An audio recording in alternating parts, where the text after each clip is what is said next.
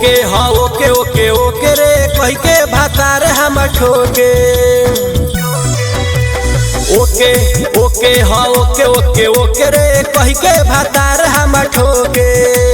जीव छछनाला सहलो न जाला मन हमर रह जाता रोके। हाँ ओके ओके हाँ ओके ओके ओके रे कह के भातार हम ठोके। ओके ओके हाँ ओके ओके ओके रे कह के भातार हम ठोके।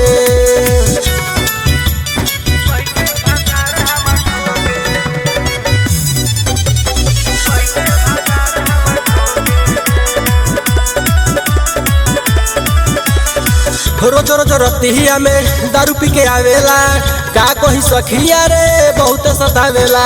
बाल मुँह जोर पिया समझ न आवेला सारी सारी रात उ तो हमके जगावेला। रोज रोज रतिया में दारू पी के आवेला का कही सखिया रे बहुत सतावेला। बाटे मुँह जोर पिया समझ न आवेला सारी सारी रात उ तो हमके जगावेला। वापस में जहिया उपा जाला बोके रोज रोज हमारा से लड़े। हाँ ओके ओके हाँ ओके ओके ओके रे कह के भातार हम ठोके। ओके ओके हाँ ओके ओके ओके रे कह के भातार हम ठोके।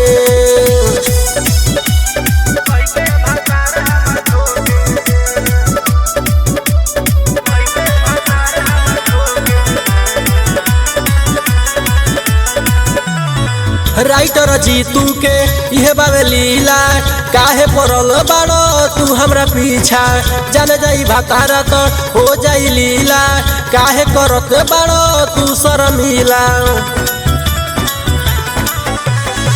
राइटर जीतू के यह बावे लीला काहे पड़ल बाड़ो तू हमरा पीछा।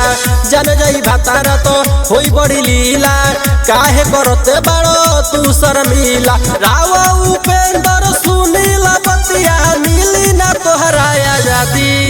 हाँ ओके ओके हाँ ओके ओके ओके रे कह के भातार हम ठोके। ए सखी ओके ओके हाँ ओके ओके ओके रे कह के भातार हम ठोके।